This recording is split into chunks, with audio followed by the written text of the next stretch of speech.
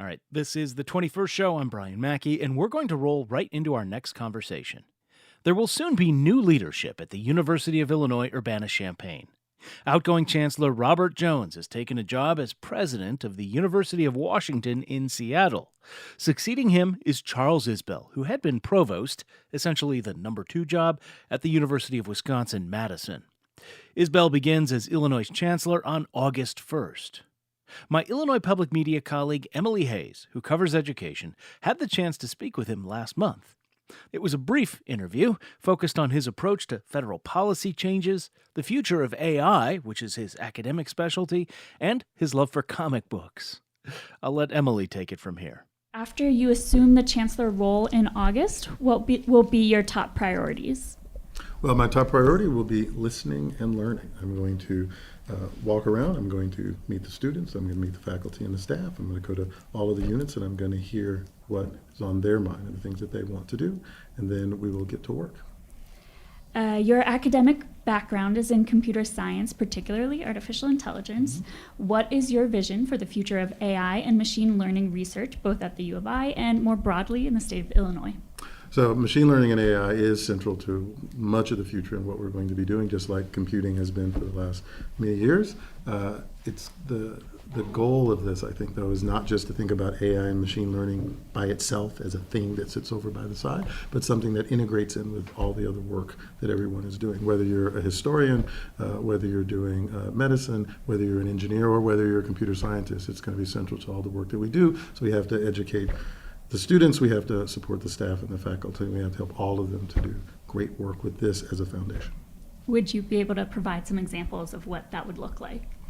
So, for example, a lot of the work that you do around medicine and helping people to, well, there's 2 things. There's actually 2 good examples. One is medicine, right? How can we do to discover new drugs? What can we do to help people to deal with chronic disease? On the one hand, but there's also the human side, the behavioral side. What can we do to model people to understand what they're doing and then help them to make decisions so that they can take better care of themselves? So you get the medicine side with something like machine learning and AI, but you also get the health and the wellness side. And that's what sort of the power of this is, that you can do both of those things at once when you bring human beings into the conversation and make them centrally a part of it. As you know, the University of Illinois has a large international student population. In the spring, the Trump administration deleted the records of 48 U of I students and told them that they needed to leave the country. More recently, Secretary of State Marco Rubio said the administration will aggressively revoke visas for Chinese students, who are the largest group within U of I's international population. How do you plan to respond to the federal actions that affect U of I? We will support our students. It is very important, not just to the future of the university and the state, but to the future of education, that we bring in the best and the brightest from around the world, and that we support them while they are here. We help them after they graduate. Many of them stay. Some of them go back. They're our best advertisement to the world. They're the energy that helps us as a country, that helps us to touch and make better the world. So we have to support them. We're going to continue to bring them in as we can. We're going to continue to support them, and we're going to help them to thrive. What's an example of that support you might offer if there were similar actions to what happened in the spring? Well, the first thing you have to do is you have to make certain that students have the information that they need to have, both the students and people who are alum and are going to be postdocs or doing various other things. You have to make certain that they know what is real, what their rights are, and that you support them as they go out and do the things that they have to do. Particularly if they aren't students, you still have to be there for them. But it's the support, it's the knowledge and the information. What is happening now, and what has been happening for a while, is you hear that this thing is going to happen. You react to it. You overreact to it. And then you find yourself in a much worse place than you would be otherwise. So a large part of our job, which makes sense as a university, is education, and to make certain that people know what they are able to do and what they are allowed to do, and you support them in doing that. All right, I'm going to interrupt because we need to take a break. We'll have more with the incoming U of I Chancellor, Charles Isbell, after this. It's the 21st show. Stay with us.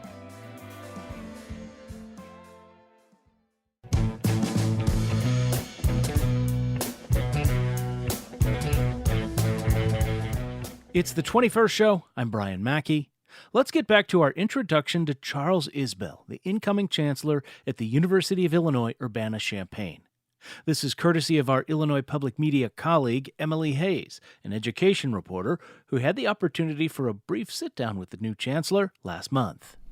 The university has seen major cuts in federal funding to research grants and support for indirect costs. What do you see as the value of that research, and how do you plan to make that argument to the government and the public? So those are two different arguments, the government and the public. So to the government, you have to point out what the ROI is. You have to show the research. Look at this place. This is where the internet became the internet as we know it as the web. This is where quantum is being developed. This is the future of everything that we do. That is a sort of return on investment argument that you have to make to the government. They give us support, we support them, we power industry, we change the world. To the public is a different conversation. For the public, for people who do not see themselves necessarily as being a part of the university, you have to have a conversation with them where they are so that they can understand how this benefits them and how they can be a part of the conversation.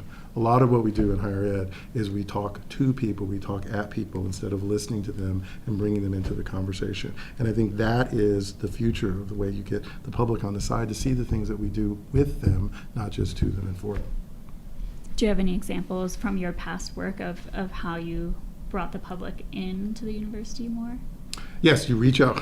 You start with the students, you start with the parents. You go there and you find people who do not see themselves as being part of the university. I came from the Atlanta public school system at a time when very few of the students from there would go to where eventually I did my undergraduate degree.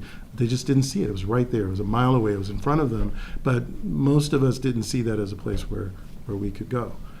What I was able to do when I became dean is to reach out to those students, reach out to those high schools, to the principals, to the teachers, to their parents, bring them in and let them see that they were a part of that conversation. And we began to see, by doing that year after year after year, more and more students applying, more and more students coming, more and more students graduating. It's exactly the same thing whether you're talking to students, you're talking to parents, you're talking to members of the community. You bring them in, you listen to them, you show them that you're all a part of the same community, and you support them.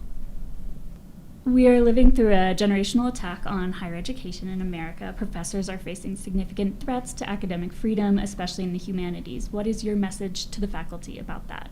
We will always support our values. Our values include academic freedom, freedom of speech. We will always comply with the law. We will always do the things that we are supposed to do. We need to know where it is where we can support people in doing various things and where the lines are, make certain they know what they are so that they know what their rights are and they can do what they are trying to do as educators. But we will always support academic freedom. It's a core principle of any university and certainly of this one. Now, I read that your interests outside the classroom include ultimate frisbee, hip hop, and science fiction, and that you have a collection of 23,000 comics. What is your favorite comic? Oh, that's a hard one. That's a hard question to ask. I think maybe my favorite one right now is Absolute Wonder Woman, which 7 of your listeners will know what I'm talking about. Can you explain a little bit more then?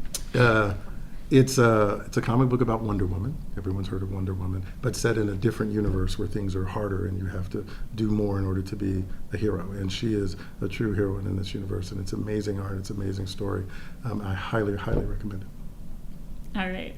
U of I's current Chancellor Robert Jones has a reputation for taking selfies on campus. Is there something that you want the campus to know about you by the end of your term?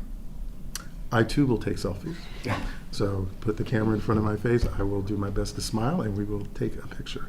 I like to play sports. I like to talk to people about what they do and where they are. So come find me on the racquetball court, on the ultimate field, and we'll talk about whatever you want to talk about. Charles Isbell is the incoming chancellor at the University of Illinois Urbana-Champaign. He officially begins August 1st. He was speaking with education reporter Emily Hayes of Illinois Public Media.